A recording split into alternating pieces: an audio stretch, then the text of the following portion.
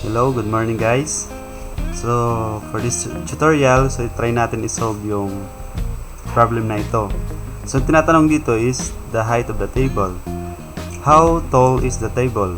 If may ano daw, so yung given natin, may distance from the head of the turtle, yung first figure natin na from the head of the turtle, papunta sa head ng cat na may 170 cm.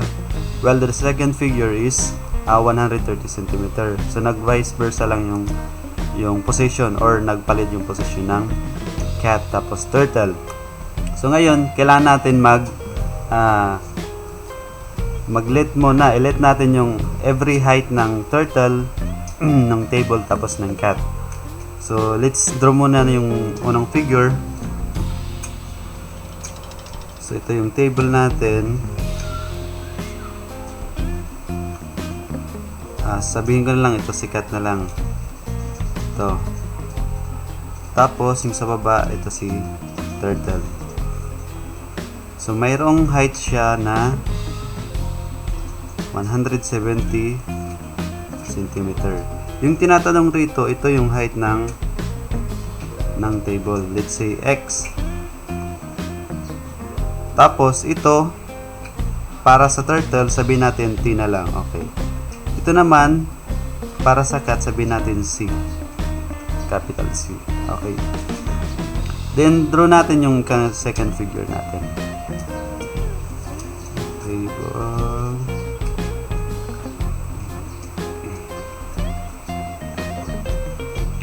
Okay. So, ito naman, sabihin natin ito yung cat. Tapos yung sa taas naman yung turtle. Okay. Na may height sila na 130 cm. So ito yung cat. Tapos ito yung turtle. Yung hinahanap natin yung height ng table. Okay. So from the first equation or from the first figure, pwede tayong maka-formulate ng equation in terms of the height of the table, tapos sa height ng cat, tapos sa height ng turtle.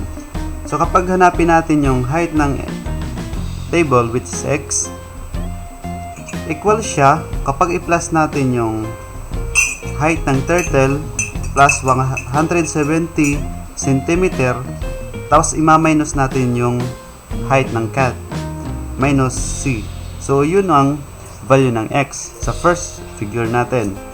While sa second figure, makuha natin yung height ng table kapag i-plus natin yung 130 cm tapos yung height ng cat kapag i-minus din natin yung height ng turtle. So from this given equations, so pwede tayo mag-equate ng pwede natin i-equate yan kasi x, so pwede natin i-equate sila. So magiging t plus 170 minus c equal daw siya sa 130 plus c minus t then combine natin yung same variables tapos yung constant. To yung c tapos t dito sa right hand members, ilagay ko doon sa dito sa kabila. Okay. So magiging t negative siya, so magiging positive. Minus c, ito magiging minus din. Equals. So 130, ito yung 170 ilagay ko doon sa kabila. So magiging minus 170. Then t plus t, that is 2t minus c plus c, then copy the common difference, that is 2c. Then 130 minus 170, that is negative 40. Okay, wala tayong space.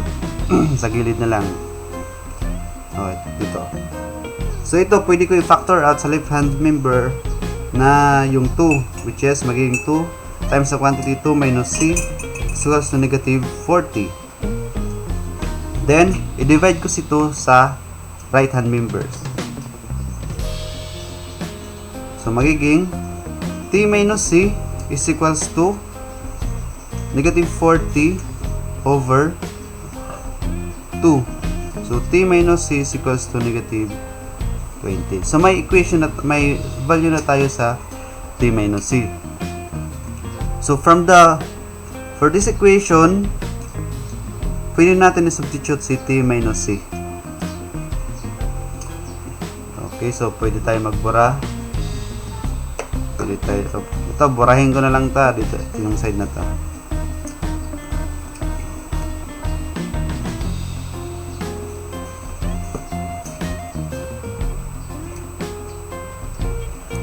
Okay, so from this equation, so isulat ko x minus t, yung negative c, una ko na lang minus c plus 170. So, ang t minus c, alam natin na yung value, which is 20. Substitute natin dito.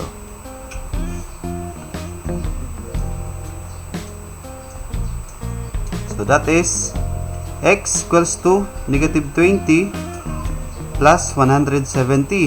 Therefore, yung height ng table natin is negative 20 plus 170, that is 150 centimeters. So, ito na yung height ng table natin. Okay, so kung may mga comment kayo, may mga tanong kayo, don't hesitate to comment below, or you can PM me on Messenger. And of course guys, don't forget to like and hit the button, the bell button, and share to your friends para rumami yung followers. Okay. Thank you guys, and God bless.